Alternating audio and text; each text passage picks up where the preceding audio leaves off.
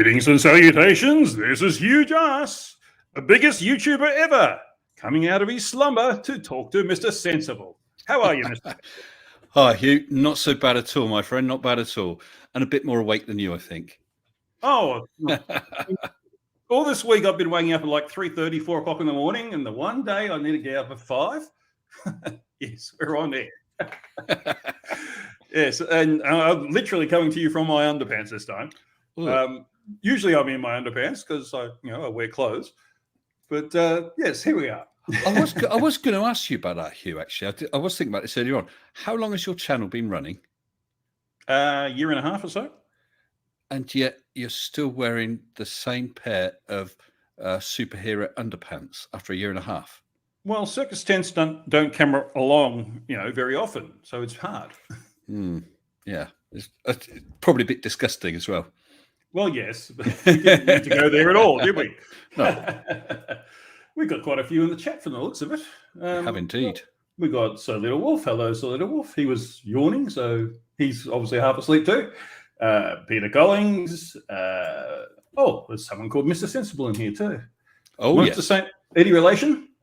Yeah, my twin brother. Oh, okay. But I'm the better looking one. I thought that was Conspiracy Cats and Creaky Blinder. Creaky Blinder's my elderly uncle. Oh, okay. Very elderly. I'm sure he'll love to hear that. Oh, yeah. I keep telling him. Someone called Dave who doesn't drink piss. Well, I guess he doesn't do it, so that's a good thing. Allegedly.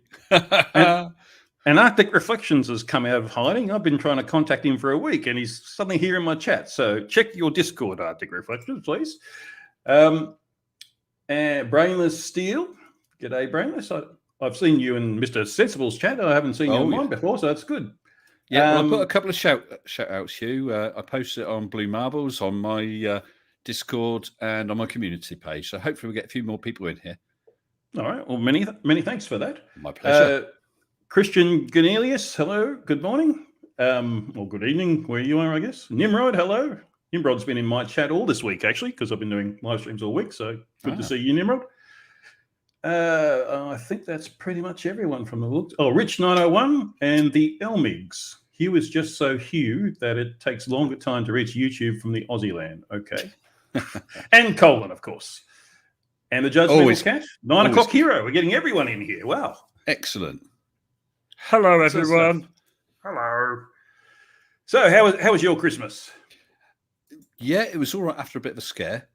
With the whole situation with the C-19 when some idiot came to work ill, not testing, and living with someone who was also ill, who had tested and tested positive, but he decided to come into work anyway. So that was not much fun. So I spent the first few days trying to, sorry, I'm just adjusting my mic in that a bit, trying to keep myself as far away from everyone else as I could, really, just in case, and daily testing. So far, I'm okay, but there's still a few more days to go to be sure. It's just stunning that anyone would say, oh, my partner's got COVID. Yeah, I'm going to keep going to work. I mean, where have you been for the last 18 months? I know, it's pretty dumb, isn't it? It's just stunning. I just can't believe anyone, with all the things we've gone through, all the things that we've had to realize, if we don't stop the spread, it's going to be far worse for everyone. We'll lose jobs and things like that. And yet he still had that mentality. I just don't understand. Yeah, it'd be interesting to see if he's still got a job. Yeah, because that's reckless. Yeah, absolutely. It's not just me. It put my family at risk, but there's everyone else at work. And our department is a critical department. And, we start losing people, we're in big trouble. Not good anyway. Enough of this gay banter. Yes, it's very gay. Ooh. All right. Apart from that, yeah, thank you very much. I had a great Christmas. And, I'll be working New Year's Day, but not New Year's Eve, which makes a change, actually. Every year I seem to work New Year's Eve. So I've got an early on Friday and an early on Saturday. But New Year's Eve itself, I'll be home. Well, New Year's Eve has its advantages. You get to work for 2 years. It's heaps of overtime. It's a little bit. Actually, it's none at all. Because if you start before midnight, it counts as New Year's Eve. So there's no overtime for working New Year's Eve into New Year's Day at all. Oh, I guess it's it's a Friday this year, isn't it? So yeah, it's a regular day. It is indeed. It is indeed. Yeah. Yeah, and New Year's Day would be a public holiday and a Saturday, so you get anyway, we're talking industrial relations here. It's not exactly the topic of our channel. Yes. Today we're going to have a look at three of, I'm not sure if favourite's the right word, but the three flirts that Mr. Sensible had the most fun with this year. Let's put it that way. Definitely. Flatsoid, Mitchell from Australia, who I think everyone had the most fun with. Yeah. And Nathan Oakley, and I'm sure that's fun, but you just think this guy needs in a sort of some instruction. It's fun in a sort of self-flagellating type of way. Yeah. Oh, yeah. I do that for fun all the time. All right. So let's start by having a look at Flatsoid. So what I thought I'd do, you did a good response video to his triangle one. So I want to show the raw triangle video, or at least part of it, so that people get an understanding, if they haven't seen Flatsoid before, what Flatsoid's about, and then we'll have a look at your debunk of it. Okay. Yeah, cool. All right. And with StreamYard, it's always a bit slow to share. And there we go. And let's have a watch.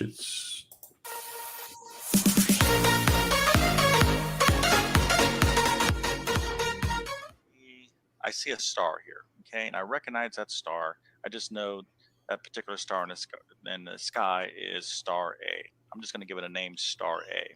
Yep, that looks exactly like a star. Suppose that right now the time is 6 p.m. Okay. Now, if somebody out there is watching this video and actually knows how to celestial navigate, clearly I'm going to be oversimplifying, but I think for most everybody, you'll get the basics of what I'm talking about. And that's the whole purpose of the video. Yeah, I'm pretty sure that he doesn't know how to celestial navigate. That's 6 p.m. is probably a good... Oh, you're right. He's got the Rona. Sorry. No, you what I was going to say is, just to be clear, this was taken from Flatsoid's video, but the actual footage here is someone else who is doing some basic chat about celestial navigation. It's just that Flatsoid's purloined his video and then just claimed it evidences flat Earth. I doubt he asked the guy if he could use so much of his video, but there we go. Well, I guess we're not asking Flatsoid if we can use it, but we're using it for fair use in this case, because we're criticising it. And we're good at that. In fact, I did realise that at the time. I only just realised that now because Flatsoid's South African, isn't he? So he doesn't talk like this. Yes, and he wants diplomatic immunity. Yes, but it's not going to. So we'll see what this guy says. The video. All right, so here I am. I'm out in the middle of the ocean. I see star A. Okay, I know it's star A, and it's 6 p.m. Now, from my location, okay, I see star A, let's say, at 50 degrees above the horizon. Now, how would I get that measurement? Okay, so the way I would get that measurement is using a nautical instrument. You've probably seen it. I'm going to try to sketch it real quick. It's called a sextant. Okay, it looks like this. You've probably seen mariners using it. And what they do, they pick this thing up, they look through it, and then they kind of swing something back and forth, and it's able to tell them the angle of an object above the horizon. And really do have to be very specific with these measurements. Okay, so anyways, I take my sextant out. I know it's 6 p.m. and I look at star A, and I'm seeing it 50 degrees above the horizon at 6 p.m. on this particular day. All right. So what does this mean? We got the point. If I have those two pieces of information, I'm on my way to finding my position at sea. Well, there is a book that navigators use. Okay, and oh boy, if I'm not mistaken, I think the book is called like HO 229. It's kind of a weird name for a book. It's been a long time. It's called an almanac. It's essentially a reference of all these stars that we look at, these primary stars that we use for navigation. And I go to this book and I'm saying, okay, it's 6 p.m. and I'm looking at star A. And the book will tell me, well, star A should be located at this position, okay, at 6 p.m. Okay, at 6 p.m., you should be seeing star A directly over your head, 90 degrees, right? So if I'm standing out here in the middle of the ocean at this position, okay, not where I'm at, okay, at this particular position. And it should be said that the almanac makes those predictions of where the star will be overhead based on a globe. Yeah, and the reason Flatsword's showing me this is because I baited him by saying you don't use triangulation. So he's found this video where a triangle is drawn, so he thinks that this evidences it. Because the almanac tells you the GP, the geographical position above which that star is at that time. It doesn't tell you anything else. It doesn't tell you where you are. It doesn't tell you how far you are away from it. They seem to think that this almanac magically knows, well, if you're looking at star A at this time, you're in this location. It doesn't. It literally says star A at 6 p.m. is above this latitude, this longitude. Simple as on that. that date. Yeah. It's basically the same as the ISS calculator, except obviously stars move slower than the ISS. It's just predicting where things are going to be based on the globe model, the heliocentric model. So they're using the heliocentric model to supposedly debunk the heliocentric model. But that's what flirts do, isn't it? So I can't remember how much. There's only a little bit more of this video. Let's see how much more it is. We'll see what Fatsoid says. Anyway. I would see star A directly above my head at 90 degrees. Okay, so if let's suppose a star A just fell straight down onto the Earth, it would be at this position at 6 p.m. Okay, so hopefully that makes sense to you, right? So if I'm right here and I'm looking at star A, I would be looking straight up, right above my head, up in the sky. But obviously, at 6 p.m., I'm looking at star A and I see it at 50 degrees in the sky, not 90 degrees, not above my head. So with those two pieces of information, okay, I can use some trigonometry. Because this is going to be a right angle. Yep. I have a degree here. I have a location. 2 angles and a side. And I'm not going to get into the math because. But this is where it's. This video. Hugh, could you pause it a second? Essentially, what. This is what Flatsword was grasping at, and what he doesn't understand is you don't actually calculate a triangle in order to work out where you are. This guy, he's giving a basic, and it is a very basic explanation, but the reality is there's no triangle at all, because the line of the rays from star A to the GP are parallel with the line of the rays from the star to you, because all it is you're further around a curve. You're still looking at the same point, at the same star, but they can't grasp this. And it's so far away, it's effectively parallel with wherever you are on Earth, as long as you can see it. And I kept challenging Mitch to show me, come on, show me how you solve a triangle to get your position or your distance. Well, the information you got here is 90 degrees and 50 degrees. You don't know the height of the star. You don't know the distance from you to the star. You don't know the distance from you to the GP. So you have no sides at all. You've got two angles. Or if you calculated the rest, you'd have 40 at the star, which is nonsense. But even if you had that 40, 50, 40 and 90, you still can't measure, or you still can't calculate any of the lengths. Fail. Yeah. And I also want to point out, you don't really need it curved adjacent, because the sextant doesn't really care what's below you. It works on gravity. That was the other way I fished him, because I said, well, you don't need to see the horizon. And so he grabbed onto that, saying, oh, Mr. Sensible says you don't have to see, you've got to see the horizon. Look, this is how a sextant works. And I showed him a bubble sextant and an artificial horizon by using a pan of water on the floor. Then, of course, they started talking about artificial horizons and bubble sextants, which they'd obviously never heard of before. But there we go. That's the thing about flirts in general. Did you see that guy on MC Toon yesterday? They talk so adamantly about something that either of them really. They talk so adamantly about things they clearly have no idea what they're talking about, but they're certain they're right. Yeah.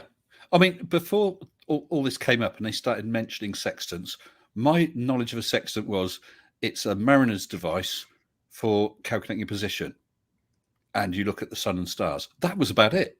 But I got off my HUGH JARSZ and found out how they actually work, why they I wonder work. what was on me. Yeah. But yeah, I learned. So actually, big thanks, Mitch. I learned all about sextants. It's a shame, Mitch, that despite having brought it up, you and these other flirts, you haven't learned a damn thing about sextants. It's a teacher friend of mine said that, was telling me about her career, and she loved teaching because, seeing people learning new things was a wonderful thing. But it was always depressing when she did I guess you call them special ed classes, remedial classes. I'm not sure what the term around the world is, where the people are trying to catch up were there. And you teach them, you tell them everything that they needed to know, and the light bulb didn't go on. And that's exactly the same with flirts. You give them everything they need to know to understand, and they just refuse to understand. Well, there's going to be plenty of people who literally can't understand something. Yeah. When it comes to maths, beyond basic maths, I just cannot grasp it, no matter how hard I try. So there's always going to be people who don't. But then I don't go out and tell people how they should do calculus. I don't go out and tell physicists why they're wrong with whatever it is, Einsteinian tensors or whatever the hell they are, because I don't know about them. I don't understand it. I'm not stupid enough to do a video and tell them that they're all wrong. And that's where our amusement lies. Yeah. Exactly that. Yes. Because that's arrogance, and arrogance can be ridiculed. That's perfectly fair game, and baseless arrogance at that. Is there anything else we're going to get out of this video? We got half a minute. Just let it run for a minute. Yeah, well, half a minute. That's all that's left. Yeah, what the book is able to do is listen carefully. Now he says, you're seeing star A at 50 degrees, okay, and not at 90 degrees. Well, the only way you can do that is that you have to be a certain distance away from its location at 6 p.m. Okay, and it's basically going to build us a little circle here. So let's just make a number up. Let's say, in order to see star A at 50 degrees, okay, at 6 p.m. at night. There we go. If you pause it there, miles away to be able to see. So unfortunately, this guy just made up a distance. He could have used the easily calculable distance, which is the 50 subtracted from 90, 40 times 60, which gives you the distance in nautical miles. I don't know why he just pulled a 900 out of his backside, but there you go. Flatsoid says triangulated distance using one triangle. That guy didn't calculate anything. He just made it up. Yeah. He just made it up. And that was Mitch's best evidence. Yeah. Yes. Mitch's best evidence. We'll get on to Mitch later. There's 1 second left. Is there anything more? That observation. Okay. No, that was it. That was it. Yep. So Mitch thought that busted me and proves use triangulation when working out your location with a sextant. Big fat fail, Mitch. So where's your... look at that channel. That looks excellent. Yes. It's Conspiracy Cats. Which one was your called? Oh, man. Oh, I can't remember. That's the one thing I didn't look up last night. Flathead FE Try Harder? Yes, I think it was the Try Harder 4 weeks ago. Yeah. All right. So you'll have to skip past the bits where he does that video again. News from our friend in South Africa. Hang on, we'll just... Or is it the right one? Yeah, carry on. Keep scrolling across. Triangle. Well, two things, Flatsoid, spring to mind. Firstly, the Zenith is not the GP. No, the this GP isn't the same one, I think. Is it? We'll just let it go. Let it go. Your Zenith. Secondly, it's a view for me. Triangles, but let's run with it. We'll assume you're flat Earth. You show us triangulation. With the sextant, you are using triangulations. You have an A, B, and C. The 90 degree from the zenith and your angle towards the luminary. Triangulation. I just realised we're looking at Flatsoid. Wasn't the other one Mitch? I mean, it's triangulation. They're as bad as each other anyway. Yeah. Well, this is Flatsoid, isn't it? This is Flatsoid, but the first one was Mitch.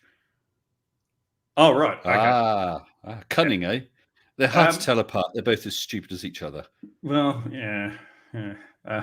And both in the Southern Hemisphere. How can you be a flirt and be in the Southern Hemisphere? You can look up and see the South Celestial Pole and you think, that's not right if I'm a flirt. No. And you can do it every night. It's just amazing. Anyway, let this handsome lad keep going. With triangulation, you need angles to several known positions. All you have on the screen is a triangle. With this, you're not even solving a triangle. Let's see what information you've got. You've got your viewing angle, the angle of the star above your horizontal at A. Let's say it's 45 degrees. You have B, the position of the star. Directly below it, you have its GP at C, which is 90 degrees to the horizontal. So what have we got? We've got 45 degrees to the star, 90 degrees at point C. We don't know how far it is from A to C because that's the distance we're trying to work out. We don't know how far it is from A to B, to the star. We don't know how far it is from B to C, the height of the star. So basically we have no sides of the triangle. So go ahead, solve that triangle and give us length A to C. You can't. And they haven't. Information. That is a total fail. And even if you did, that's not triangulation. That's just solving one triangle. So what is triangulation then, Flatsoid? Well, that's when you don't know your distance to various known positions, but you know the angles to them. So in this case, we're somewhere in the wilderness. We sight a mountain, landmark 1. Actually, I think, did you do more than one explanation of triangulation and trilateration? Because I saw one video that was absolutely excellent. It was like one of the best explanations I've seen of it. And I'm not sure this is it. Well, I did do a couple, yeah. But this is showing triangulation, which is very different. Yeah, by all means. Yeah, let's have a look at this. Yeah. We read its bearing. We then take our map, find landmark 1, and draw that bearing line on it. We are somewhere along that line. Then we do that a couple more times. We mark up all the bearings on the map. Where they cross is your position. In this case, there's a little triangle because of error. So we're somewhere in that little triangle. That is triangulation. What is trilateration? Trilateration, another good question that has also been much on my mind in recent weeks. Well, first of all, Mr. Sensible, you would actually need a receiver.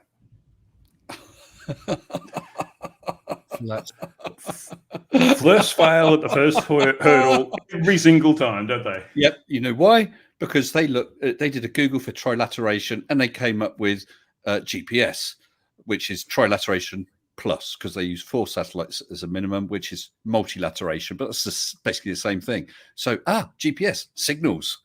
There you go. You need signals to do trilateration. Fail. This is the thing they don't get. You can't research up to your bias. You need to research past that to try and prove yourself wrong. You just can't search until you find something that you like. You've got to find out everything about it. And that way you can form. That's the problem. They form their opinion and then look for evidence for it rather than, okay, what's the evidence? And then I'll base my opinion on what I find.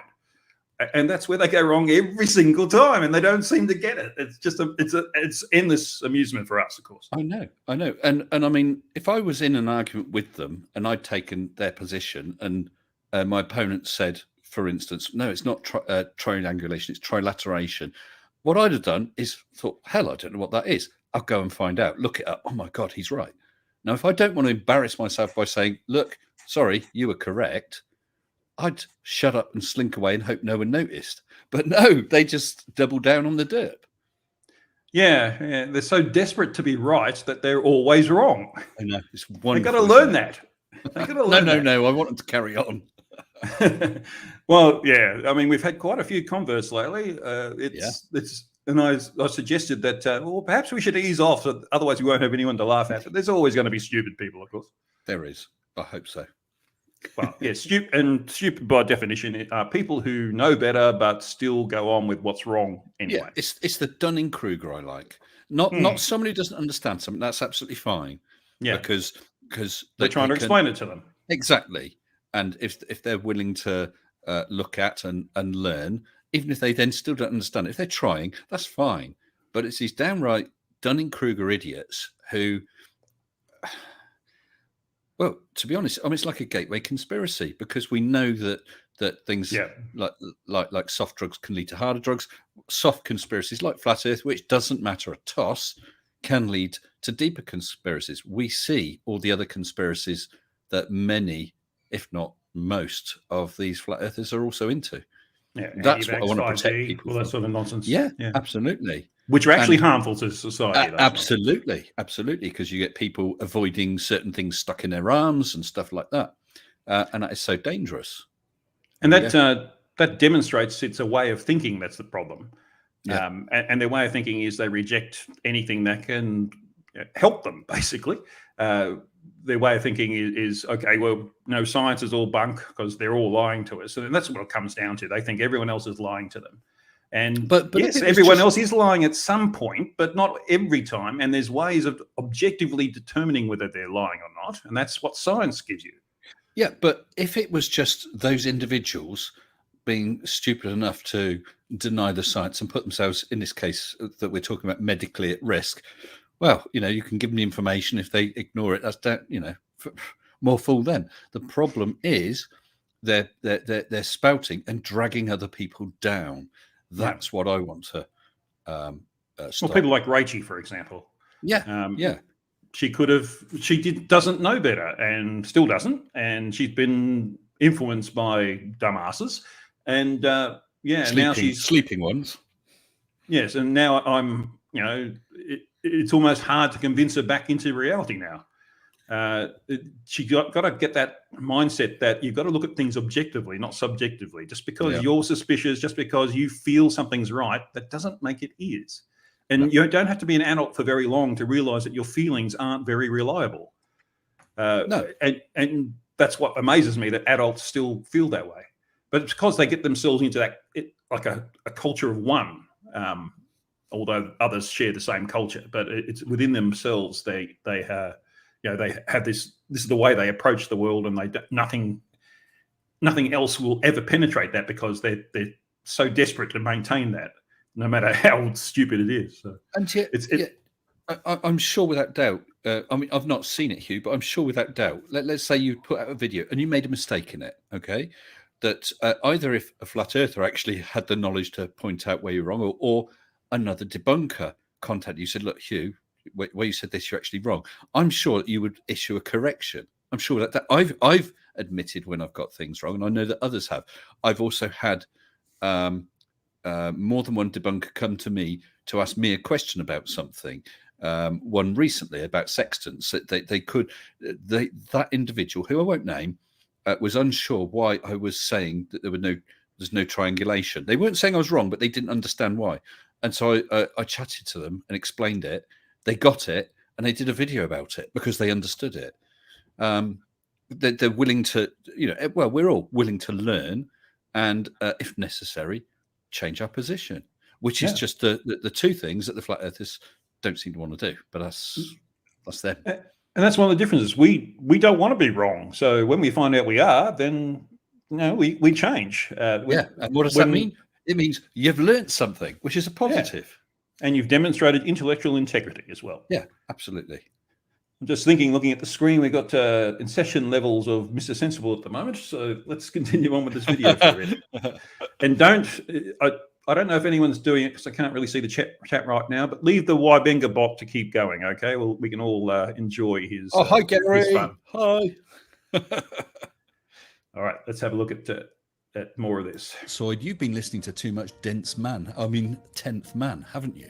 Yes, you can use signals and receivers to trilaterate, such as with GPS, but you can trilaterate using distances however they were obtained. You do not have to use any sort of electronic broadcast. And you would need some kind of tower sending out a signal. This tower sends out a signal that moves with a certain radii. Flatsoid, it doesn't move with a certain radii. The signal expands outwards in a circle. The radius is increasing all the time. This circle of equal altitude will ping as soon as it hits your... Now, I don't wish to... It's just fail after fail after fail, isn't it? Fails all we call him for A good circle reason. of equal altitude. Oh my goodness! It's got nothing to do with the broadcast circle, and that's at the speed of light. So, it just like I said earlier, he's found something he thinks supports him, and he clings on to that, no matter how stupid it makes him look. And that's what's amazing about it. I'll tell you one thing, though.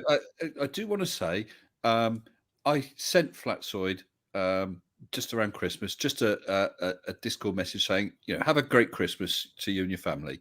And he sent me the same back. So thanks for that, Flatsoid. And I mean, that's cool. You've had him on your channel too, and he was quite amicable. Yes, I have no personal animosity towards him. None at all. None at all.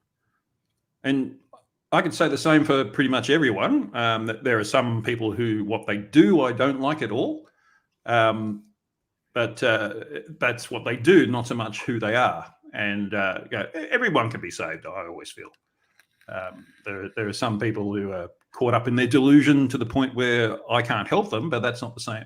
That's not to say that it can't be helped. And helping people is the whole point of my channel, at least. I can't speak for you. But I believe it's the same for you, from what I can see, the videos I see. I'm in it for the shield checks and the Twinkies. Oh, Twinkies! Yeah. I've only ever had one Twinkie when I was in the US, because I kept reading about them. I just wanted to see what it was. It's just a sponge cake with cream in it, really. Yeah, well, I mean, these are just like the ones my grandma used to make, because I mean, she had a PhD in chemistry, of course.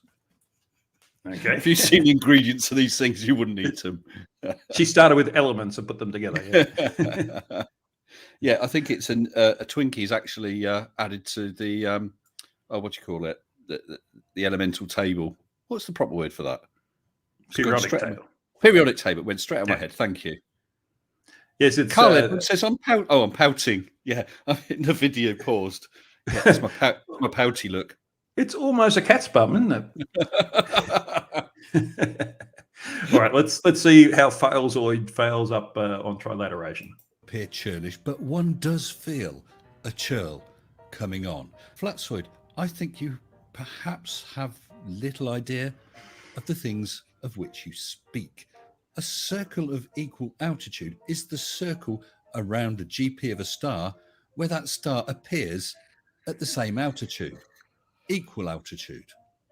It has nothing to do with radio signals. A sextant does not have a receiver. Yay, he got something right. Therefore, it's not trilateration. Now, there's three. Right. Count to three. They move. It's just, it's so amazing watching anything like this. We see it every day, but he's so confident that he's correct, even though it's so obviously he's wrong. There we go. I hope someone out there is letting Failsoid know that this is happening, and he can come into the chat, and we can have a little chat with him and try and help him. I haven't seen him around much. He's been quiet for a couple of weeks. People do that over Christmas, I guess. Yeah. Oh, plus South Africa's, it's a major sort. Well, that's where Omicron came from. Although some people say it's Botswana, and pretty much everyone has it there at the moment. And I wonder if it's patient zero. I don't think so. Okay. But but that doesn't stop him going into his home and his computer and getting on and making videos and things. So, no. Well, hopefully he'll be back. Let's see what other fail we can see. Move towards the receiver. As soon as they hit the receiver, you will receive a ping. Let's take a gander. That's actually more triangulation, really, because you're getting three sources intersecting to maintain your location. And that's you would use. You don't always use radio waves for that, but you can use radio waves for that. Yeah, well, yes. Yeah. I mean, I've forgotten what he was talking about now, how he's got here. It's just... It's trilateration. So yeah. Yes, he's just so confused about everything. Right now he's got me confused. But I'm looking forward to the machine that goes ping. Let's see his machine that goes ping. There, they're moving out. Ping. Ping, ping. That's how you work out with trilateration. That's actually triangulation. You're triangulating from those 3 points to find your location. To give you that, Flatsoid. That is trilateration. It is one form of trilateration. Those signals could be coming from towers. They could be coming from GPS satellites. With both of those, The timings of the signals give you the distance. You draw circles around their known positions and trilaterate. But you can use any method to get those distances. In my previous video, I did a spoof example where I phoned 3 people and they told me how far away I was from their known position. Ah, that's the video I was And looking I for. could trilaterate. I could use some sort of laser range finding measuring device to measure 3 known points, get the distances, trilaterate. Or I could use a sextant, take readings from 3 stars to get their distances in nautical miles, mark their GPs up on a map, draw 3 circles around them, and trilaterate.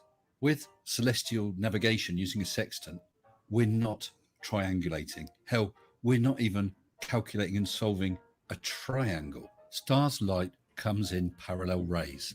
If we're the observer stood at the top of the Earth there, we take a sextant reading to that star.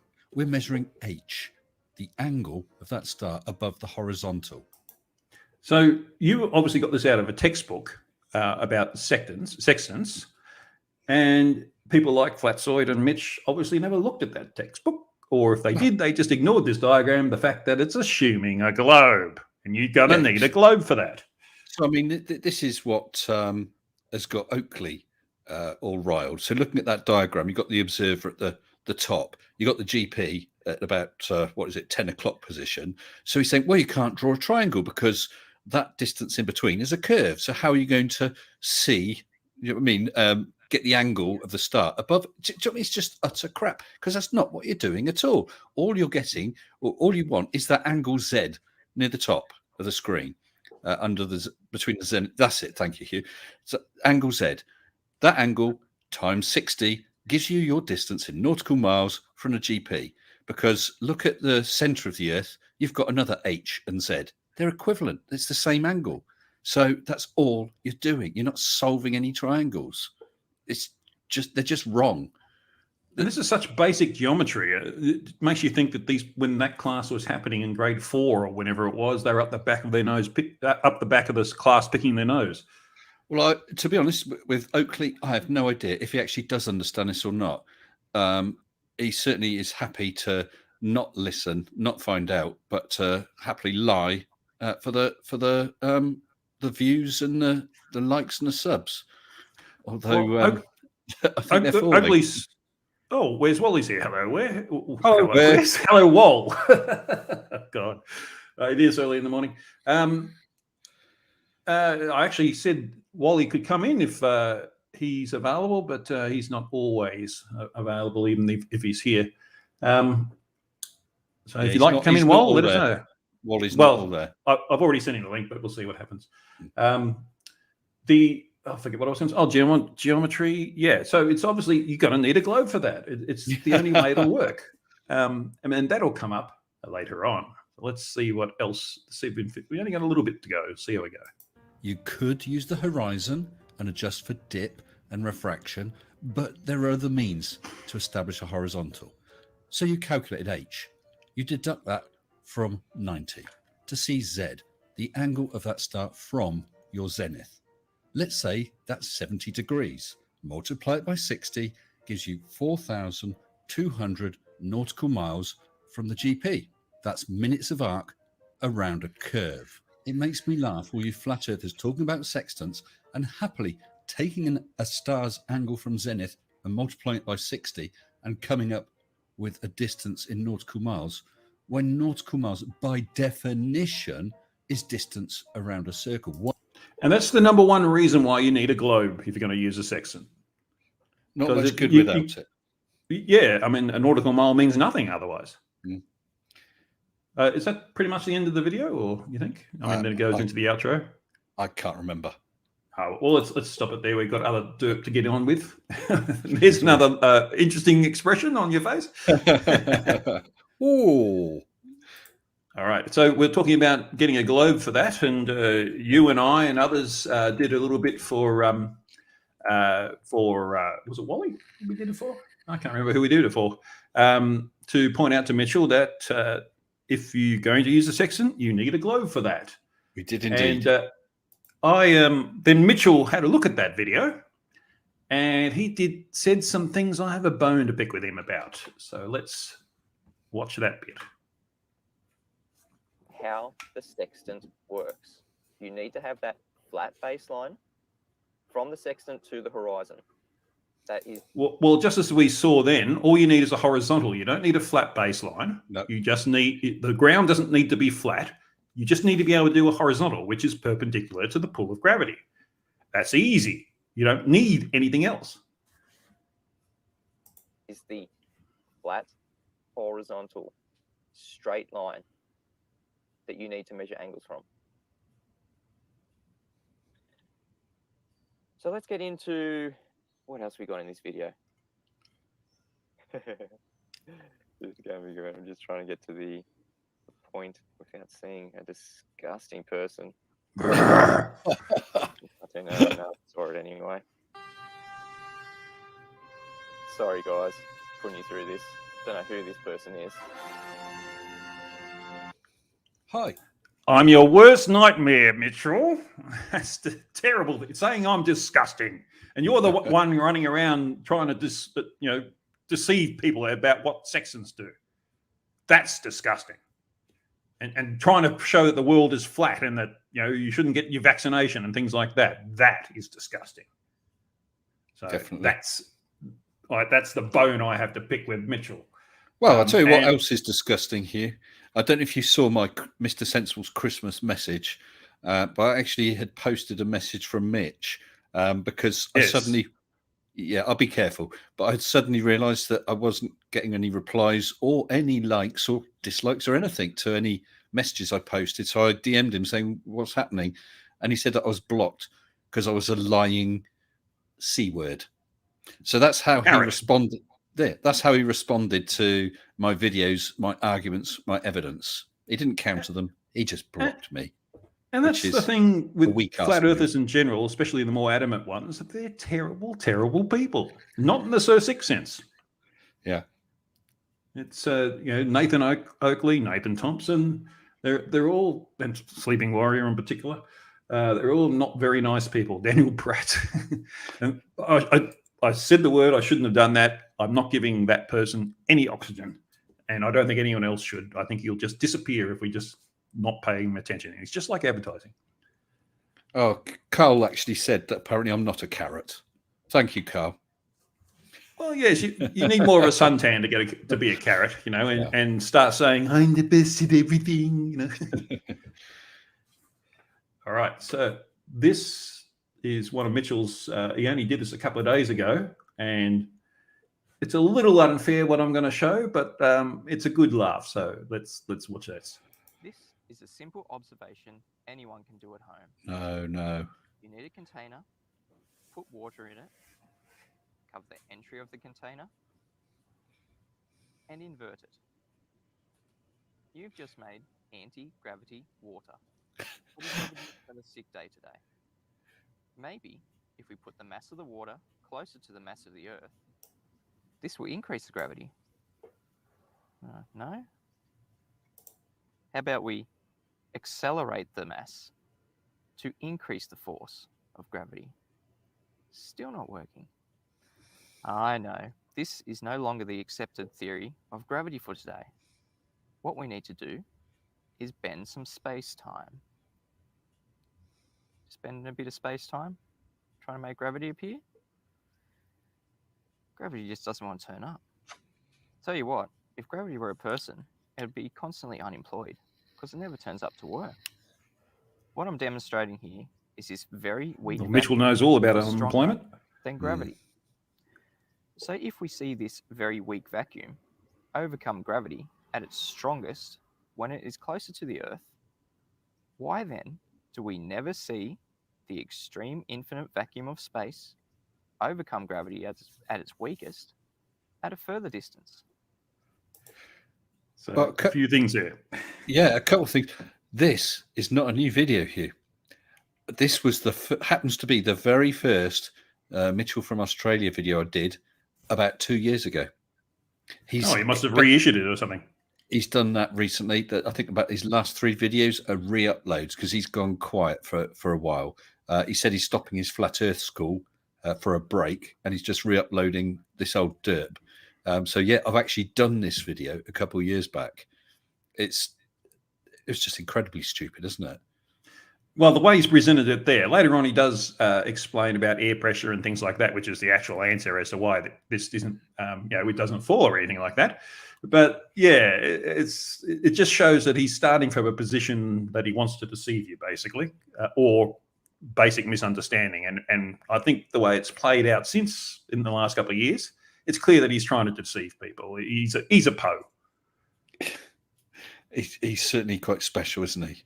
And of course, the fact that lid can hold that water on is entirely down to gravity, which causes atmospheric pressure.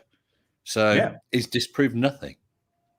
And he was talking about a weak vacuum. There's no such thing as a weak vacuum. It's either a vacuum or it isn't. It's either a vacuum or it's low pressure.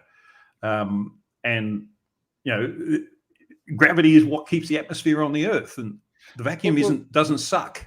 No, vacuums don't suck. But I'm going to respectfully disagree with you there, Hugh, because if you start removing some air from a container, that is vacuum straight away. It's a weak vacuum, and the more you take out, the stronger the vacuum is. What's a low pressure system? Yeah. Yes. Well, yes. Vacuum is the absence of matter. Space is a low pressure system, sort of approximately 10 to the negative 17 torr. Yeah. We call it an extremely or an ultra high vacuum. So there are degrees of vacuum. Vacuum just means a lower pressure than you can have around. You can have a vacuum locally, but in nature it doesn't really exist. But it's they seem to think. I mean, he said about why doesn't the vacuum of space overcome it and suck all? I mean, the vacuum doesn't suck. Vacuum has no force.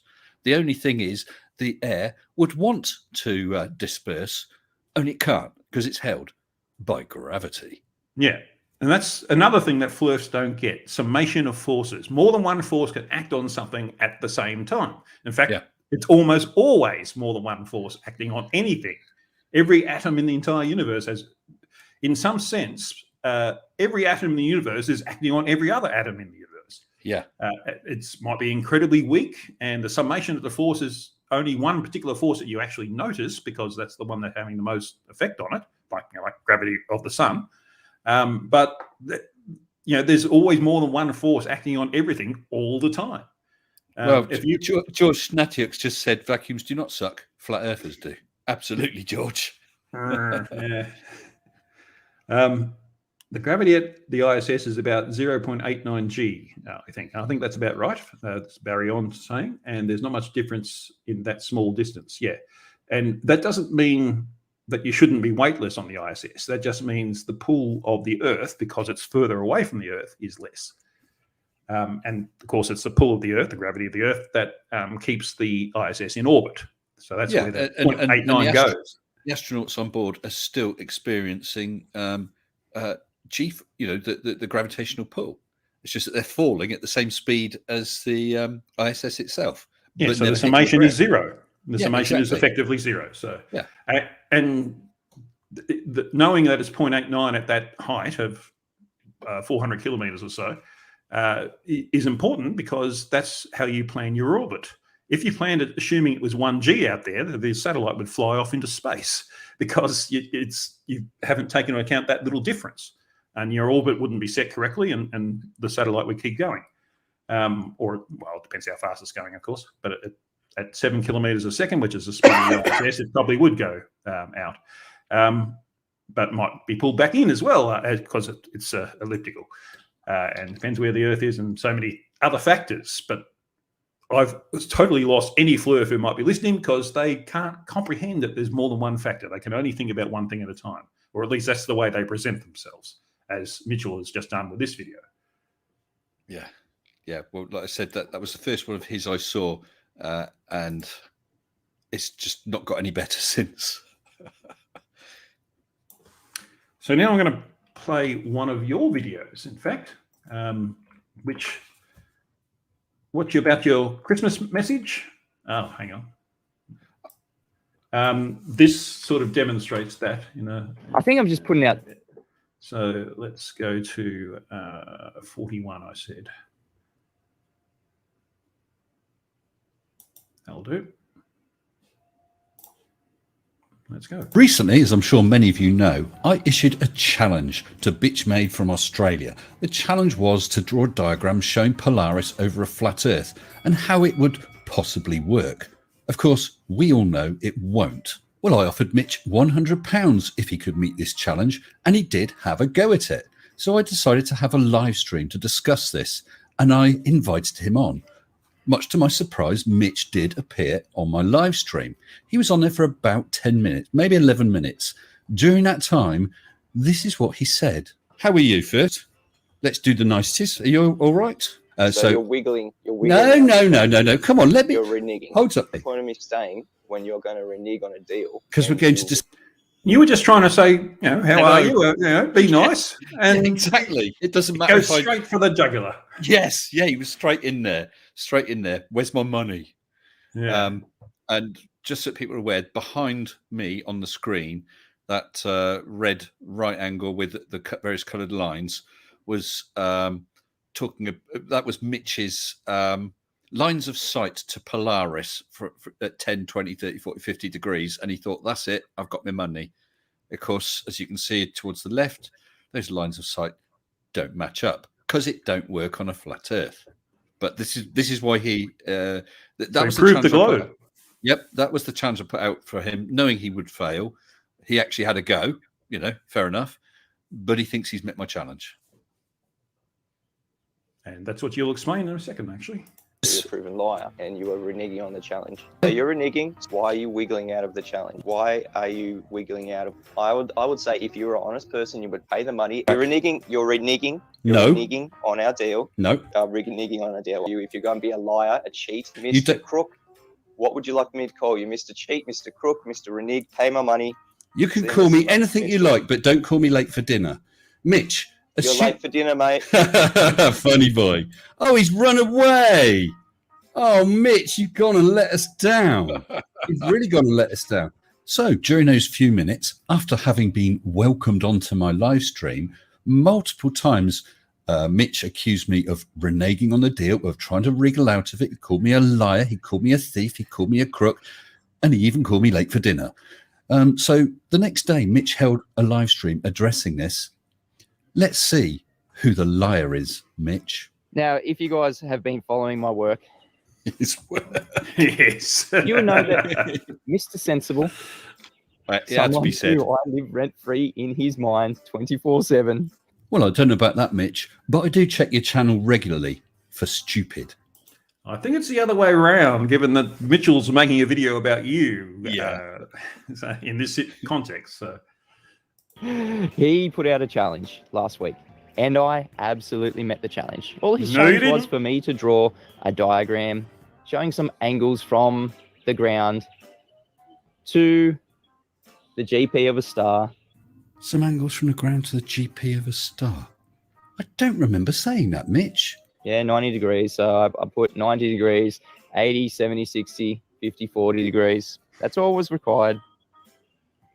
He literally said in his video, no strings attached. If you attempt it but fail, you still get the £100, Mitch. Still get the £100? I don't remember saying that either. Yeah, so I thought, you know what? I'm struggling a bit. Do need a bit of money. Would really appreciate the support. Hang on a sec. Just before he said, I'm struggling a bit, needed a bit of money, did I hear a champagne cork pop? Yes, it did sound like that, didn't it? Let's have a listen again. Saying that either. Yeah, so I thought, you know what? I'm struggling a bit. Do need a bit of money. Would really appreciate the support. I thought Mr. Sensible was a decent person because he said, I know you're unemployed, Mitch, and I want to help you out. So I thought, you know what? That's just really nice of the bloke. He must be decent underneath all the lies and deception and and horrible sound bites on his part. I am a decent bloke, Mitch. You had made a claim, and I asked you basically to do a diagram that shows that to be true, and I would have paid you £100 because I would like to have helped out. And do you think Mr. Sensible paid the £100 to me, knowing that I was in need of financial support, knowing that I had met his challenge? Do you think he paid? You hadn't met the challenge. No prizes for the winner who guesses that he did not pay and he totally reneged on his challenge. Only I didn't renege, Mitch. The challenge is still there for everyone to see what I challenge you to do. Only you didn't. Because he literally said, I'm not a betting man, Mitch. I put out challenges that I know you can't meet. So there was never any intention of ever paying me any money for doing any challenge. Well, you see, Mitch, it works like this. You have made claims that I believe are wrong. So I challenge you to substantiate those claims. I fully expect you not to be able to. However, had you been able to, I would have paid you. That's how a challenge works. Do you think that's how a challenge works? I don't know about that, but I do know I love fluffy kittens.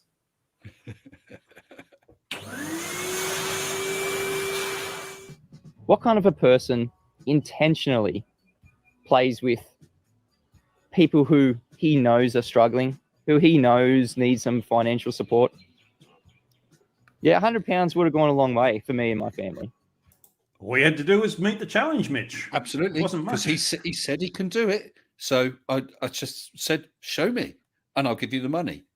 And I mean, yeah, £100 is not a life-changing amount of money, but it's an amount of money that I could certainly do without losing. But had he been able to do it, I'd have happily coughed up. Yeah, and if he could have had it. Oh, there's that. Wally's here. That's the thing. That's hello, Wally. Hello. He seems to be there. Where's Wally? He's clicked the link. I've added him to the stream. I don't know what else I can do. Oh no, it's all being very silly. I can Hello, hear Wally. you. Hello, Wall. Now your mic's going on and off. This is the first time I've seen Wally. Oh no, he's gone. Damn it. Technical difficulties. But that was the first time. Where's Wally? Where is he? Yeah. That's the first time I've ever seen Wally join a stream before. So that's awesome. And one of mine too. Because his situation means it's very difficult for him to do that. So so I appreciate him even coming in and being there at all. So all right, that's what that noise was, the champagne talk. It was him coming to the stream. I hadn't noticed because I was watching Mitchell. Damn, I missed Wally for Mitchell. I mean, what a trade-off. That's terrible. You know, I might rather take Wally than Mitchell. That's for sure. Definitely. Is there much else to get from this particular video, you think? I honestly can't remember. Well, let's just play for another minute and see how we go. Hopefully he said to me, I know you're unemployed, Mitch. I want to help you out. That was nothing further from the truth. There was no intention of ever paying any money. There was no intention of ever helping me out. But the intention was there to lie and deceive. So you're still saying I'm lying, Mitch? Well, if I either said this or I said that, then I will pay you £100 anyway.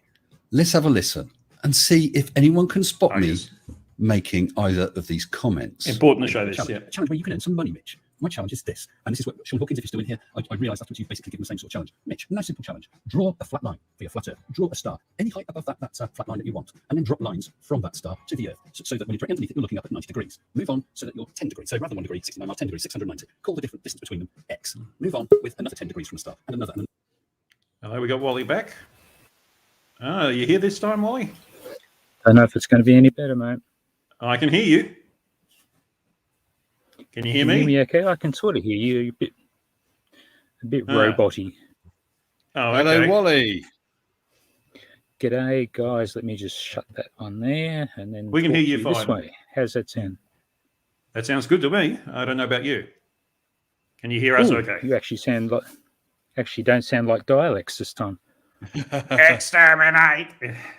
How are you, Wally? G'day, Mr. Sensible. How you getting on, mate?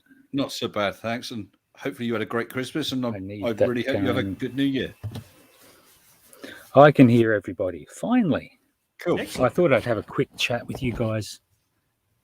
Just upset. It was Mitchell. I get triggered when I hear the name Mitchell. I have to talk. Yes, well, that's why I invited you on. I just wanted to point out before we go on with you, Wally, that Mr. Sensible made this challenge to Mitchell, and he did it for him in the background. If Mitchell had supplied this diagram, Mr. Sensible, you would have paid up, wouldn't you? Yeah. If those angles had been correct and they all met up at the start with equal distances between, yeah. But he didn't.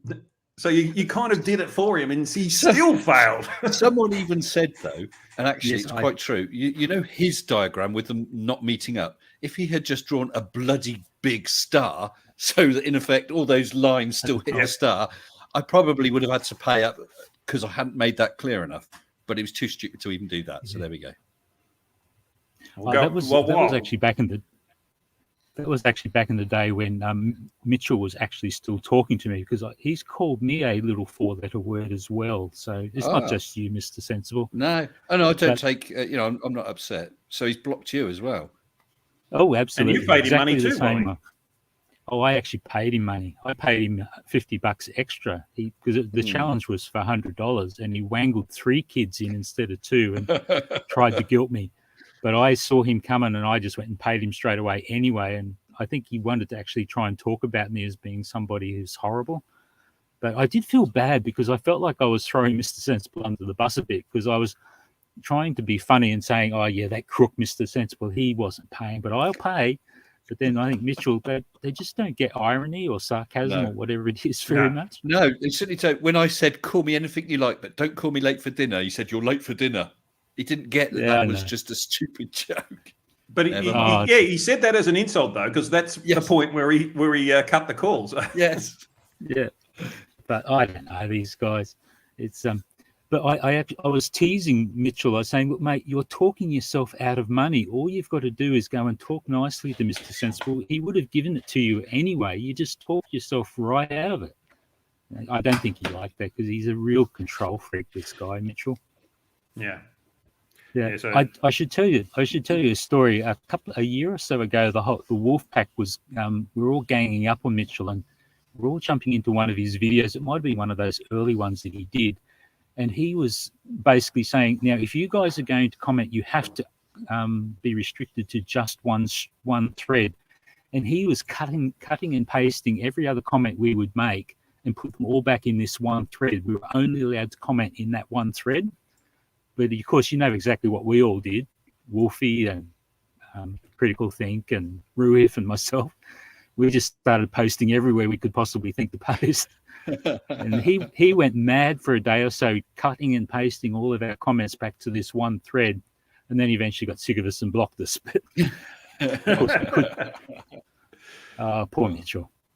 Oh, he's poor Mrs. Mitchell is, that's true. Yeah. Control freak husbands are never good for the wife. And the poor little Mitchellettes. Oh, I know. He told me in no uncertain terms was I ever to mention his children in any of my videos, or he would get very upset with me.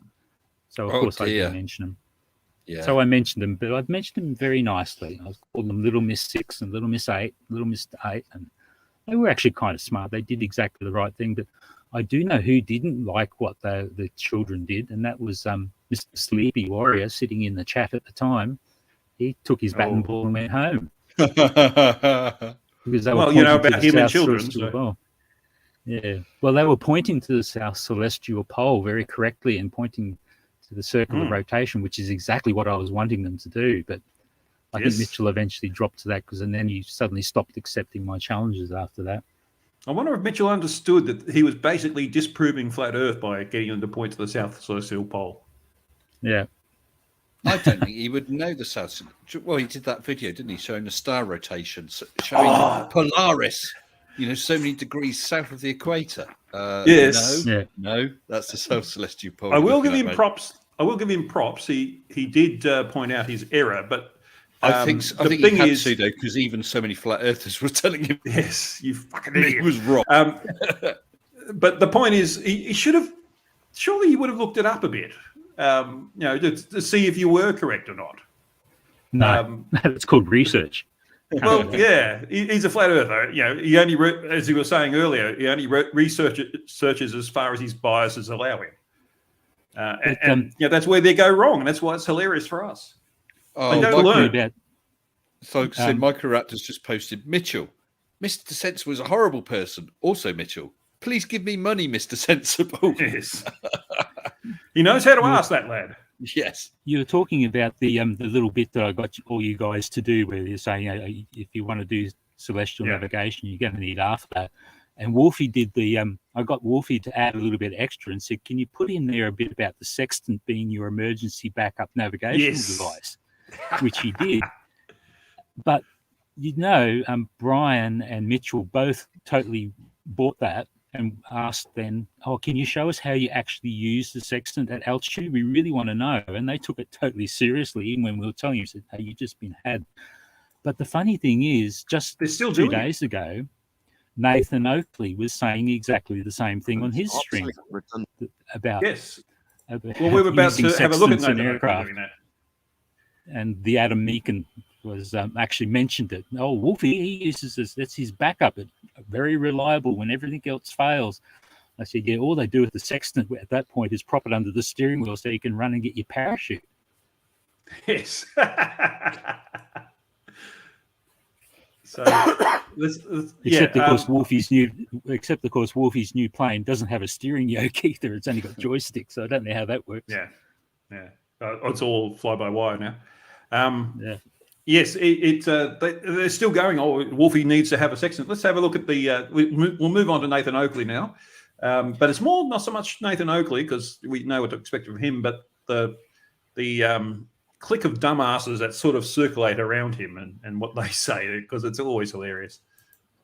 I tell you what, guys, I'm going to leave you because I actually need to get some shut eye on my beauty rest. So I better go and have some sleep. I'll keep listening for a little bit until I fall asleep to your dulcet tones. We'll put you to sleep. Night, yes. Night, guys. Thank you very much. Thank you very much for joining us. Thanks, Mr. Sensible. Bye for now. Okay, bye-bye. See ya. Oh, that's such a thrill having Wally on my channel. That's it's been a long time. Yeah, he hasn't gone yet. Oh, there he goes. Yep. Yeah, all right. Now we can talk about him. Yes, that Wally guy. That was one of the things Wally raised the thing that I was going to raise in about this bit of Nathan Oakley's stream from a couple of days ago. Wolfie has got them thinking that pilots actually use sextants. It's quite hilarious. It's they don't need to. If your navigation doesn't work, as Wally says, you go looking for your parachute instead. Anyway, let's have a listen to what happened on Nathan Oakley's stream. Elevation angles from your position to celestial objects.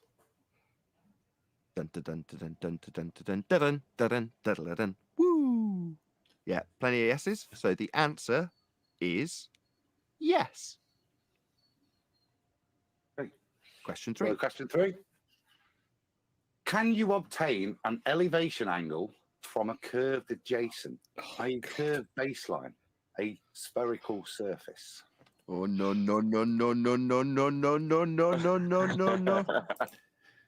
It's amazing what he's doing here, and you can't see it when it's on full screen. Is that he's asking his chat to give him answers to these questions, and if you ask a bunch of dumbasses about something that you've actually brainwashed them into thinking, what do you expect to get as a response? It's just ridiculous. We know how many times he's been told that we're not using a triangle. We're not. You're not trying to get an angle from a curved surface. You've got a straight line of sight to the horizon if you're using the horizon, but then you've got refraction. So that straight line, the light rays have been bent. So you allow the dip correction, refraction. Then you've got a straight line again, but you don't have to use it. You can use an artificial horizon. There's an explanation of that on one of my videos. It's a bit too involved to go into now, but you can also use a bubble sextant, which basically is you're taking the vertical and measuring the star off of the vertical. You're not using the horizontal at all. You don't need a straight baseline to get that angle of elevation. It's just ridiculous. Yeah. It's the horizontal, which is not Yes, necessarily exactly. the same Yes, as the which is ground. straight. Exactly. Yeah. Sorry. Yes, I Yeah. misspoke a bit there, but absolutely, yeah. And the horizontal right. is 90 degrees to the pull of gravity. That's all it has to be. Yeah. That's going to be the same wherever you are on Earth. Well, I mean, gravity's a little bit different in some places, but in my example, the direction will be the same. I used a pan of water because stood in my garden, you can't see the horizon because you've got sort of garden buildings and fencing in the way. You cannot see the horizon, but you can still get the angle of elevation of the sun or stars by using a pan of water to bounce the light rays off. So you're calculating the angle from the star to the reflection in the pan of water, and then halving it because it's above horizon, below horizon. So it's just dumb, and we've all told him it's dumb. He knows it's dumb, but the people who follow him are dumber. Yeah, yeah, I'm afraid so. Yeah. Yes, unfortunately, yeah.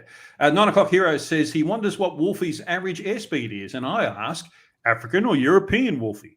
And laden or unladen. Yeah, and coconuts or whatever. All right, some more with the dumbassery. I was going to answer that.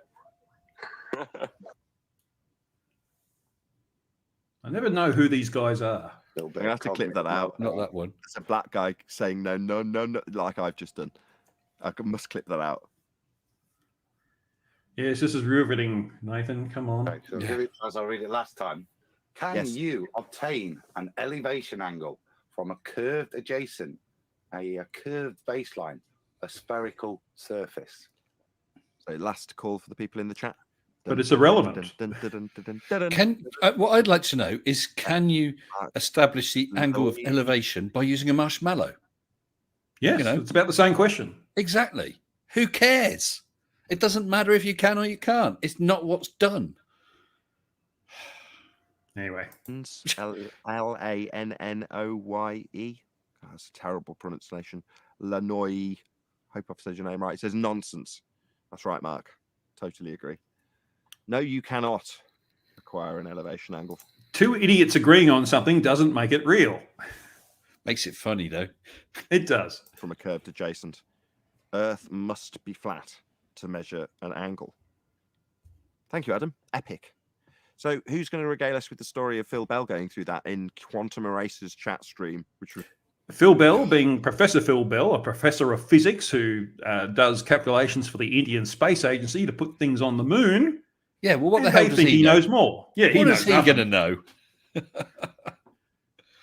Jeez, these guys just, but such baseless arrogance, you know. Arrogance is confidence without base. So I guess baseless arrogance is a bit of a tautology, but can you have a negative base? You know, like positive base means you have some basis for it, but these guys seem to have the exact opposite. Even less than zero base for what they talk about. It's just amazing. Let's hear more of the dumbassery. It was very amusing. Oh, yes, very amusing, Nathan. That was me reading. Before you do. Oh, there's a child. Watch out for slapping. The reason I thought the black swan, just to relate it back to the black swan one more time, was the black swan made a heliocentrist throw out measurement, right? This question. He talks about measurements as if they're nothing. Yeah. That's how we determine reality. You know, you can say, "Oh, that looks like it's 10 meters away," but unless you measure it, you don't know for sure. That's why we use measurements. When they showed that photo, they said whatever it is, platform hill house and platform whatever, this distance and that distance, which is based on Google Earth. But even giving that, they then said the horizon is at least however far. But so they had no way of calculating it. They just pulled a figure out their ass. Well, that's the source for most flat Earth science, isn't it? Mm. Yes. If they wanted to keep heliocentrism, they'll have to throw out geometry, which is another. Geometry is what we use to debunk you idiots. Throw out geometry. It's like, okay, you're not allowed to have any of the tools that prove me wrong. You know, that's their approach to life. And they don't think that possibly they've got a misunderstanding on their part. You know, if I was had some sort of theory about how you should do open heart surgery. And a surgeon told me, well, no, you can't do that because you do need to use anesthetic, because I'd be thinking to myself, do you know what? Perhaps he's right. I should find out. Maybe he's right, because, yeah, he's a surgeon. He may know a little bit more about it than me. I mean, these guys are total chuff nuggets. Yeah, like the highest Professor, order. Like Professor Phil Bell, you know, oh, he's a physicist and he puts things on the moon. Maybe he knows something that I don't. Yeah, absolutely. Yes. Anyway. Seems like a larger step. It's actually the same thing. When you say they throw out measurement, you're talking about measurement of Earth. So geometry. That's what they had to relinquish. They'd already, with this argument, they've already relinquished the geometry.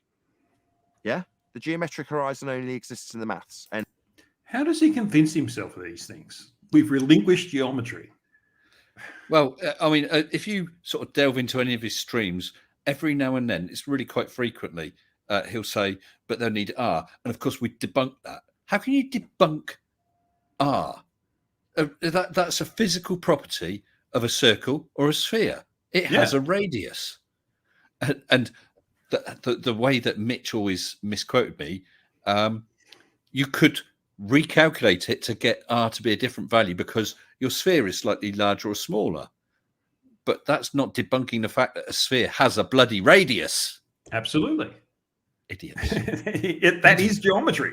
Yes. It's the geometry of a sphere or even a circle. Yeah, exactly. You got to have it. It's Turtle we haven't Move thrown it out. Turtle Move backs me up. Anesthetic is a conspiracy by big surgery. See? What do those surgeons know? Open heart surgery with no anesthetic. It's the way to go. Definitely. Yes, you won't feel a thing. Because you'll be dead.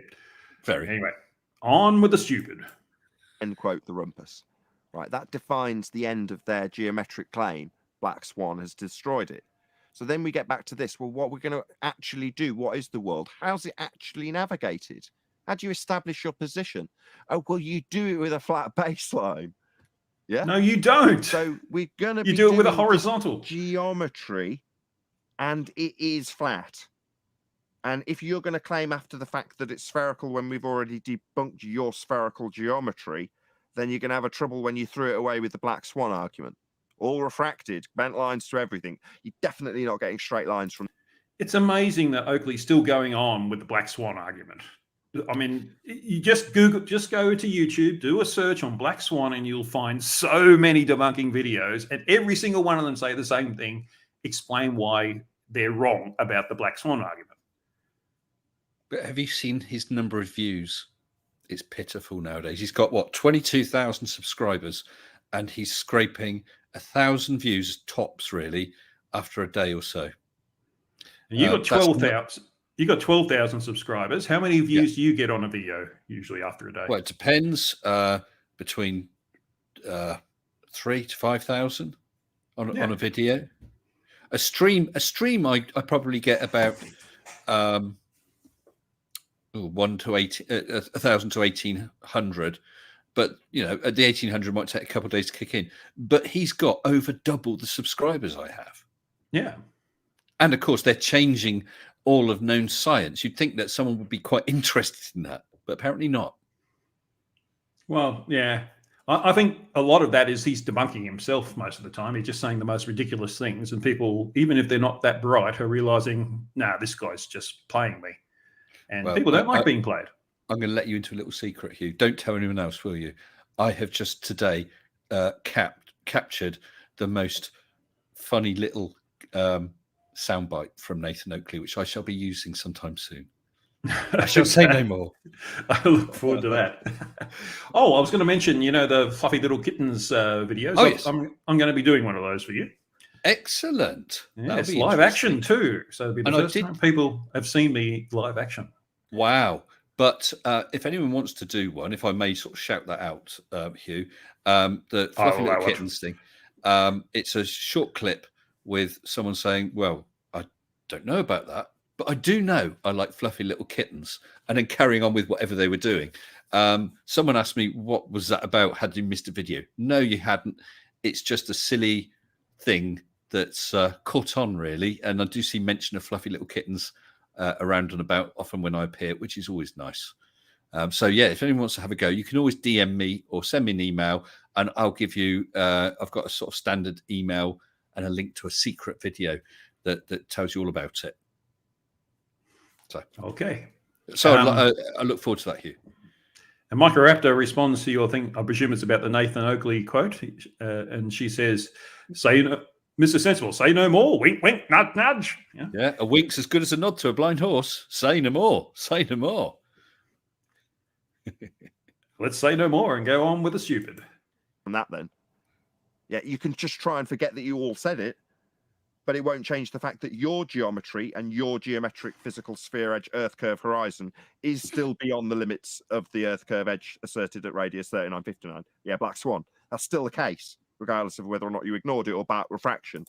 And I think that is a good demonstration of how Oakley fools people. He latches onto something and he sticks to it and he's so adamant about it, and people who don't really think about it much see that and they think, oh, he must really believe in this. It must be something to it.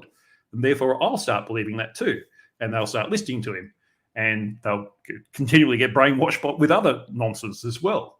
What always amazes me is how he, especially, but also Quantum and Razor, they've got these little strings of phrases that they can rattle off.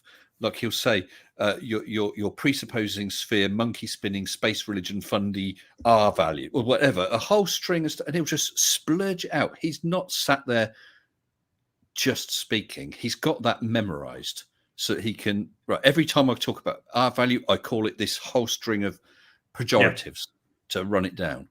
You know? I think there's two purposes there. One, it's entertaining, so it gets people to watch and listen. And two, it's brainwashing, basically. It gives you an emotion to feel whenever you hear that. So whenever you're out there in the world and you hear it, you have that same emotion again. And then you're more likely to defend what he's talking about.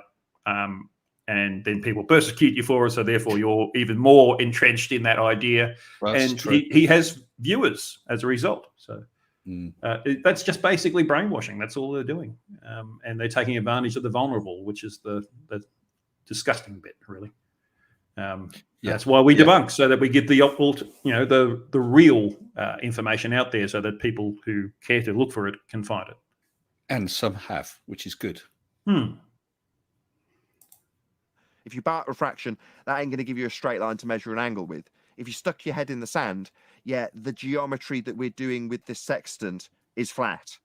And your geometry was debunked with the Black Swan. It's time to wake up and smell the roses. No, it's not flat, because nautical miles are based on an arc of a circle. Well, according to, is it Brian's logic, that nautical miles are sky miles or something? Sky miles. Hey, I know, I'll make some shit up.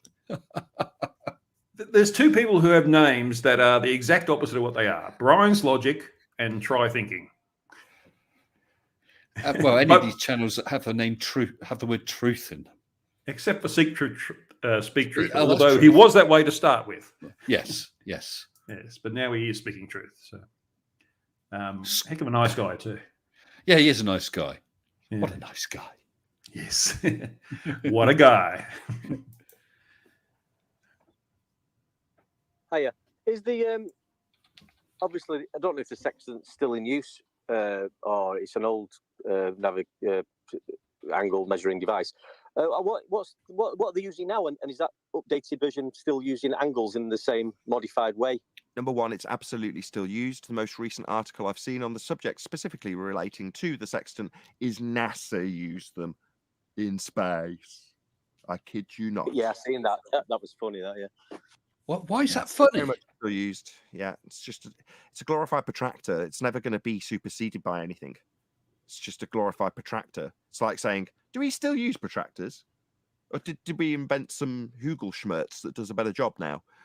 So all the navigation systems in the world, all based on the heliocentric model, or the Earth is a globe, they're not better than a sextant, is what he's saying. And I don't know what his problem was with the fact that they had sextants.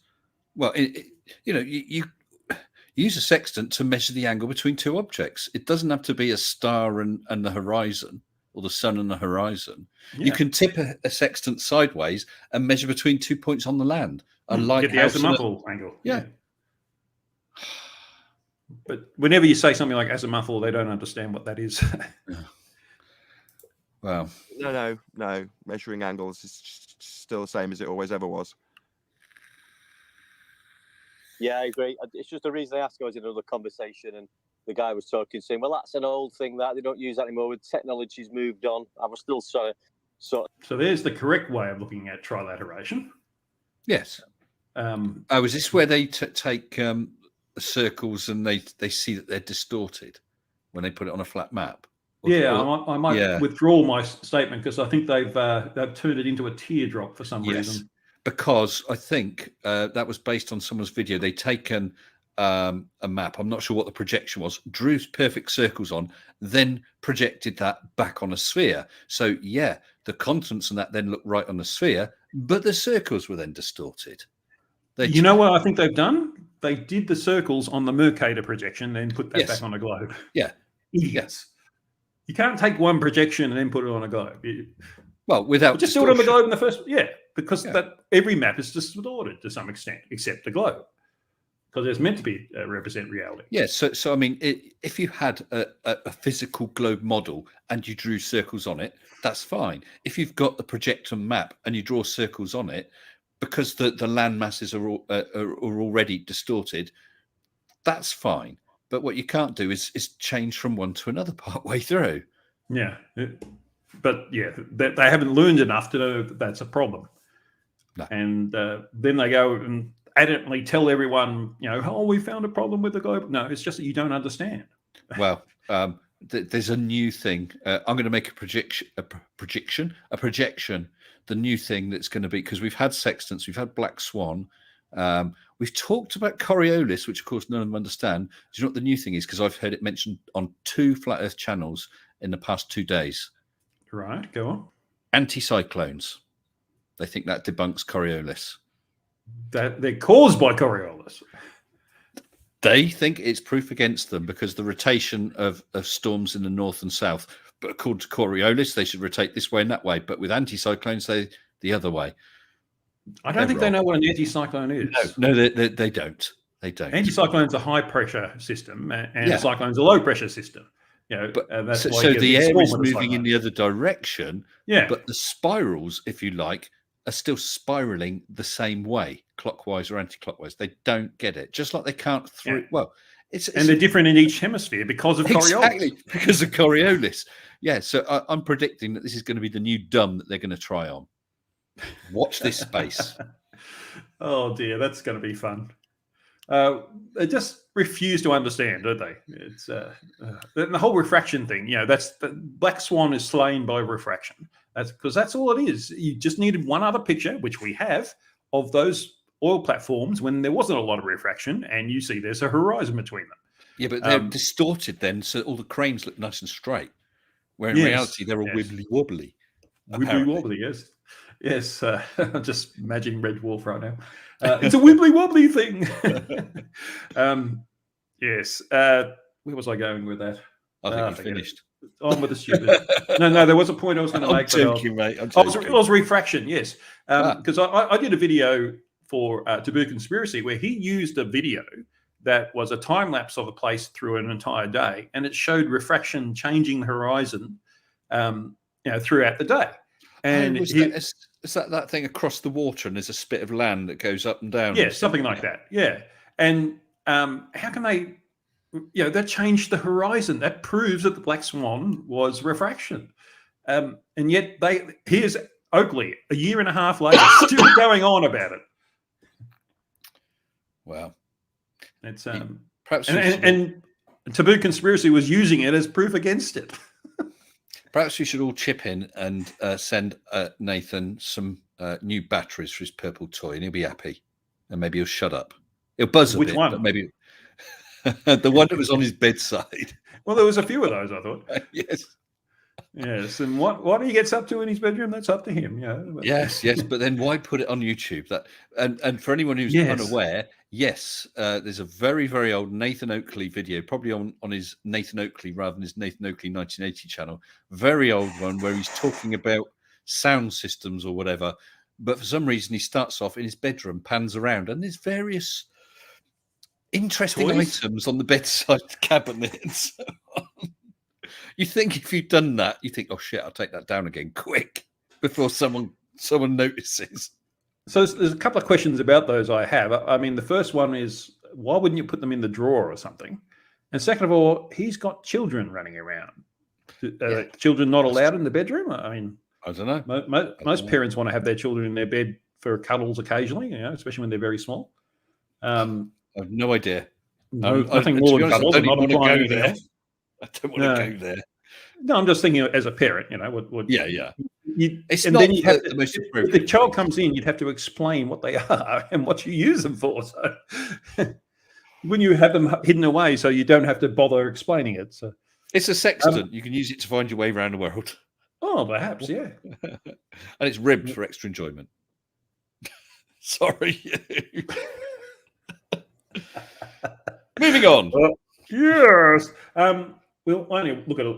I was thinking of wrapping it up about now, so we'll just look at it a little bit more. And I think from memory, there was one massive piece of stupid coming. And once we find that, we'll finish up. I say, well, it's still an angle measuring device. Just because it's old doesn't mean that this isn't how it's used, and you can't have a curved adjacent. But he was just trying to run away from it and say we've moved on from them, we don't use that, and now it's all changed. And you know what it gets like with these people. What I hear when someone like that says that is la la la la la la la, I'm not listening. Yes, and whenever that's a good sound clip, isn't it? Well, it's basically whenever we talk to people like Nathan Oakley, that's what we hear. He actually said it. Wow. Yeah. So that was around 50-50 on this video, which is Flat Earth Debate 1560. So it'll be on you can look at my video later and you'll see it there. Cool. Thank you. All right. I've written it down on a big board. Oh.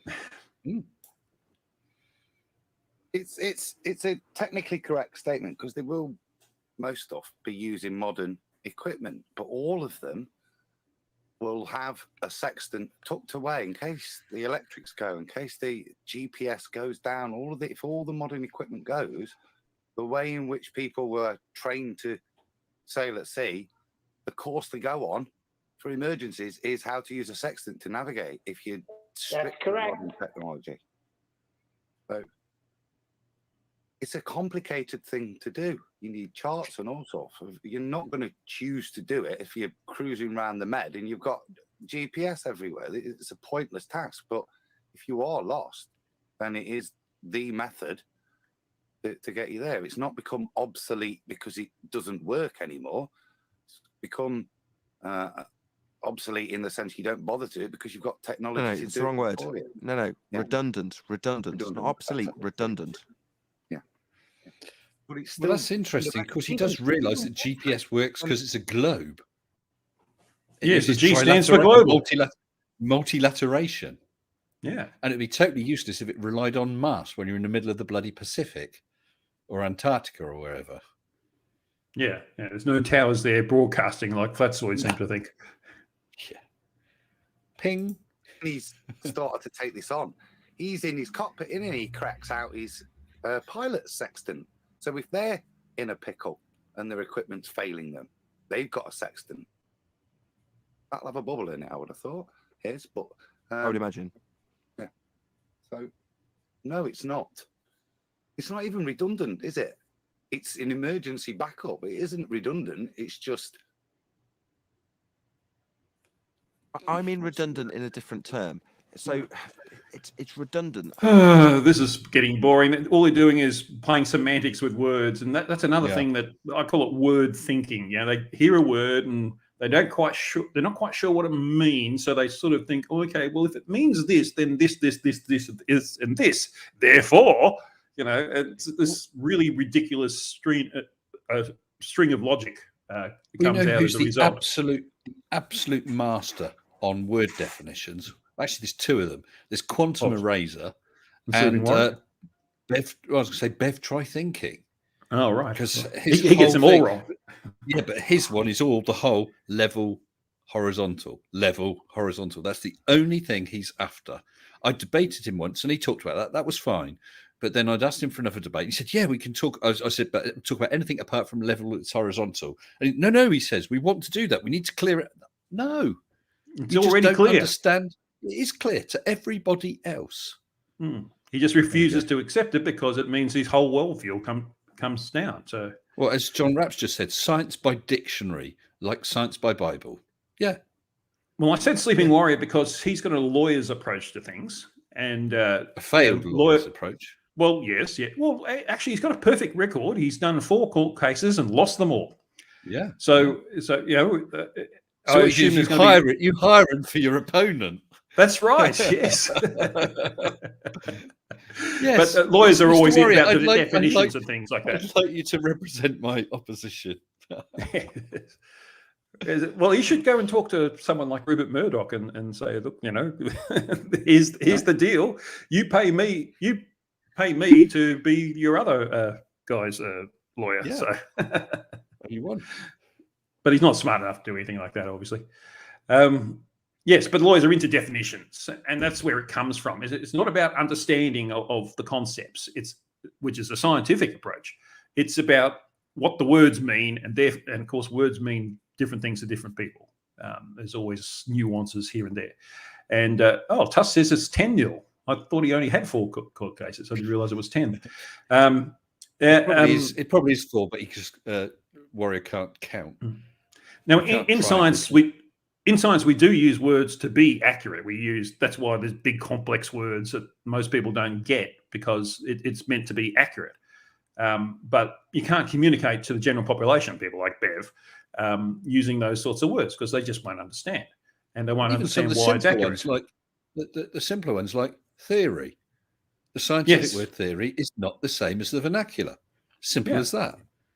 So it's no good saying, whatever it is. Germs are just a theory. Gravity is just a theory. Wow, that's high praise indeed. If germ theory in a scientific context, you cannot get better than that. So it's a communication issue but it was a really good point about theories I was going to make. Damn it! God, I hate getting old. I haven't had coffee yet. So I have a theory about dinosaurs. Yes. Well, they tend to be quite thin at one end, get thicker at the middle, and then sort of get thinner again at the other end. Well, I've got a video I'm trying to make work about dinosaurs building the pyramids. Really? Really? I remember actually years and years ago in a group with people talking with a preacher and talking about biblical things. It was all very interesting. And he started talking about creation, and this lad said to him, well, what about dinosaurs? And he said, well, no, dinosaurs didn't exist, or whatever the hell he said. And this lad said, well, where did dinosaurs fit in? And this other lad said, well, not many places because they're quite big. Well, some creationists say that there were dinosaurs on the Ark, and I would have thought that meant at the end of the Ark's journey, and when the waters receded, you'd have an Ark with just one very fat Tyrannosaurus Rex on it. With a HUGH JARSZ. Well, maybe. So we might as well call it there, I think. We've been going for an hour and a half, or more than that, actually, which has been good. We've had lots of good engagement. You draw a lot of people, Mr. Sensible. It's really good. I haven't done any drawings at all. Not one. Now, that's spooky. Look what trilateration. You drew that. Well, this is really weird. Do you know what I've just found on my desk? I think my booster hasn't worked properly because I don't know if you can see that. Oh, no, hang on. No, that was the wrong one. That's the one I want. There we go. Look at that. That's a chip. It's a chip. Like off a. It's just fallen out my arm where I was injected, I think. Oh, are you magnetic there? Yes. Look. And are you picking up 5G? Well, here is a magnet, and it does work. There you go. Oh, okay. I'm going to clip that. No, you're not. Because my next 1 minute debunk. Yeah. I'm not going to say what it is, but that will be actually useful to it. Oh, will So, it? Yeah. What, so there was dinosaurs, pyramids, and magnets stuck to Mr. Sensible's head. Well, of course, they logically all go together. Well, listen, Hugh, it's been great fun. I've really enjoyed it. So thank you very much for inviting me. And you said I saw on the thumbnail. Actually, I need to pick a bone with you. That thumbnail with me nestled between several what should I call them? NASA-ettes. Well, Mrs. Sensible Mrs. Sensible walked in. She saw that. She said, "What the hell are you up to?" I said, "No, it's not me. It's HUGH JARSZ's channel. It's a cartoon. I haven't done this." Oh, that's the problem. Really enjoyed it. Really enjoyed it. Yeah. Thank you very much. And it's always a pleasure to have you, the father of my channel and a few other channels. It's been really good. And we've had, the Wybenga bot's been having fun in there. Dinosaurs were destroyed by the flood. So why wasn't everything else destroyed? Why weren't they, God said put 2 and 2 on the ark. So why weren't there dinosaurs on the ark? Come on, Gary, solve that. Yeah. All right. So thank you very much to Mr. Sensible for being my guest and for Where's Wally for a short time. It was really a thrill to have him on because I think that's the first time he's ever been on anything. He's from Australia, isn't he? Yeah, apparently. So perhaps he's ventured too near the edge and fallen off, and we've lost him. Maybe, but I'm there too. So yeah, be careful, Hugh. Be careful. Yes. Well, I might roll off. Yeah. I did release a video last night, which was a package up of the story that Ranty told when he was on my live stream about Sleeping Warrior. But the sound issues for some reason, I still haven't figured it out. So I'll load that up again sometime soon. If Arctic Reflection responds to the messages I've been sending him, I'll be having a live stream with him sometime soon. And also it depends on whether he can get some time. But also I'm planning on one with Wolfie as well. And I can announce that sometime early in the new year, we haven't set the date yet, I will be having a guest named Simon Dan. So that'll be fun to have him on. He's another really nice bloke. Yes. Yeah, and I've never spoken to him directly before, so that'll be good. And so look out for that. I presume you've saved up to pay him enough to appear. Oh, yeah. So he's, well, no, I'm getting NASA to pay him. So, oh, cool. Yeah, that always works. Thank you to everyone in the chat for being here and enjoying in all the fun. Hopefully, we've slapped down these 3 derpers quite well. And I guess there's nothing left to do but play the outro. So thank you again, Mr. Sensible. We'll see you next time. My pleasure. So there's nothing left to do but cue the corgi.